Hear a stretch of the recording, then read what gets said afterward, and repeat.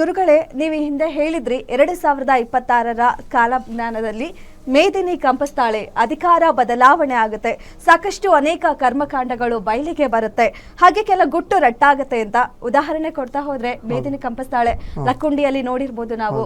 ಮೇದಿನಿ ಕಂಪಿಸಿದಾಳೆ, ನಿಧಿ ಸಿಕ್ಕಿದೆ ಅಂಡ್ ಅನೇಕ ಕರ್ಮಕಾಂಡಗಳು ಬಯಲಿಗಾಗುತ್ತೆ ಅಂದ್ರೆ ಇತ್ತೀಚೆಗಂತೂ ಸಾಕಷ್ಟು ಇಲ್ಲಿಗಲ್ ಕೇಸಸ್ಗಳು ಎಷ್ಟು ಬಯಲಾಗಿದೆ ಅಂತ ಗೊತ್ತು.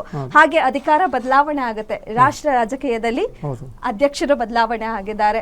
ಜೊತೆಗೆ ಈ ಕರ್ಮಕಾಂಡ ಬಯಲಿಗೆ ಬರುತ್ತೆ ಅಂದಾಗ್ಲೂ ಕೂಡ ಇತ್ತೀಚೆಗಷ್ಟೇ ದಕ್ಷ ಅಧಿಕಾರಿಯೊಬ್ಬರದ್ದು ಕರ್ಮಕಾಂಡ ರಾಸಲೀಲೆ ವೈರಲ್ ಆಗ್ತಿದೆ. ಹೇಳಿದ್ರಿ year of purification and expose ಅಂತ, ಅದೆಲ್ಲ ಆಗಿದೆ. ಅದು ಕೂಡ ಕಳೆದ 20 ದಿನದಲ್ಲಿ ಹೇಳಿರುವಂತಹ ಭವಿಷ್ಯದಲ್ಲಿ ನೀವು ಏನ್ ಹೇಳ್ತೀರಾ ಇದ್ರ ಬಗ್ಗೆ? ಇನ್ನು ಏನಾಗುತ್ತೆ ಮುಂದೆ ಅಂತ ಹೇಳೋದಾದ್ರೆ? ಸರಿಮ್ಮ, ನಾನು ಇದನ್ನು ಸ್ಟಾರ್ಟಿಂಗಲ್ಲೇ ನವೆಂಬರ್ ಎಂಡಲ್ಲಿ ಇದನ್ನು ಹೇಳಿದ್ವಿ. ಇದು ಏನಂದರೆ year of purification and expose ಅಂತ ಹೇಳುತ್ತೆ.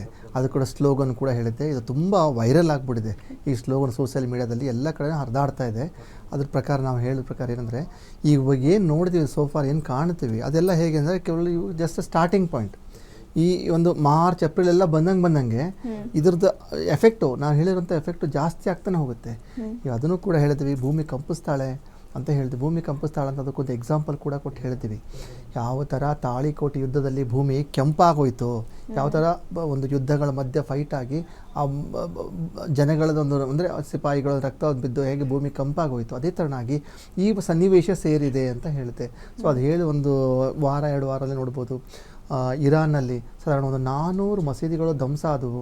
ಸುಮಾರು ಹೆಚ್ಚು ಕಡಿಮೆ 20,000 ಹತ್ತತ್ರನೂ ಜನ ಸತ್ತು ಹೋಗ್ಬಿಟ್ರು.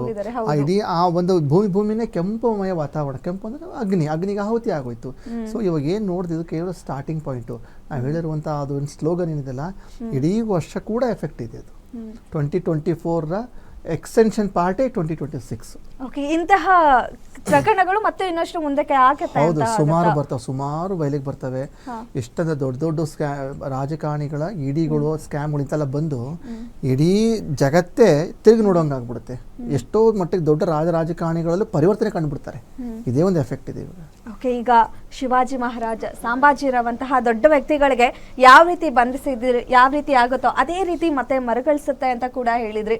ಅದ್ರ ಬಗ್ಗೆ ಏನು ಹೇಳ್ತೀರಾ? ಹೇಗಾಗುತ್ತೆ ಅದ್ರ ಬಗ್ಗೆ ಹೇಳೋದಾದ್ರೆ? ಸರಿ, 2025 ಯುಗಾದಿ ಭವಿಷ್ಯಲ್ಲಿ ನಾನು ಪ್ರಿಡಿಕ್ಷನ್ ಮಾಡ್ತಾ ಒಂದು ಎಕ್ಸಾಂಪಲ್ ಕೊಟ್ಟು ಹೇಳಿದೆ. ನಾನು ಏನೇ ಒಂದು ಸದೃಢವಾಗಿ ಯಾವುದೇ ಒಂದು ಪ್ರಿಡಿಕ್ಷನ್ ಹೊಡಿಬೇಕಾದಾಗ ನನ್ನ ಕಡೆ ಆದಷ್ಟು ಜ್ಞಾನ ತಕ್ಕಂಥ ಒಂದು ಎಕ್ಸಾಂಪಲ್ ಕೊಟ್ಟು, ಇತಿಹಾಸದ ಎಕ್ಸಾಂಪಲ್ ಕೊಟ್ಟು ಹೇಳ್ತಾ ಇರ್ತೀನಿ.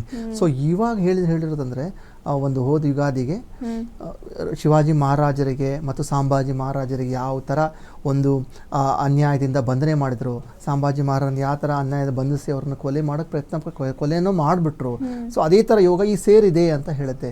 ಇವಾಗ ನೋಡ್ಬೋದು, ರೀಸೆಂಟಾಗಿ ಪ್ರಧಾನಿಗಳಿಗೆ ಅದು ಕೂಡ ಹೇಳಿದ್ದೆ, ಪ್ರಧಾನಿ, ಮಾಜಿ ಪ್ರಧಾನಿ ಅಂದರೆ ಒಂದು ರಾಜಕೀಯ ಉತ್ತುಂಗ ಶಿಖರದಲ್ಲಿರುವಂತಹ ಒಂದು ನಾಯಕರುಗಳಿಗೆ ತುಂಬ ಕಷ್ಟ ಅಂತ ಹೇಳುತ್ತೆ. ಸೊ ಅದಲ್ಲಿ ನೋಡ್ಬೋದು, ಪಾಕಿಸ್ತಾನದಲ್ಲಿ ಇಮ್ರಾನ್ ಖಾನ್ ಅನ್ನು ಕೂಡ ಒಂದು ಬಂಧಿಸಿ ಜೈಲಲ್ಲಿ ಹಾಕಿದರು.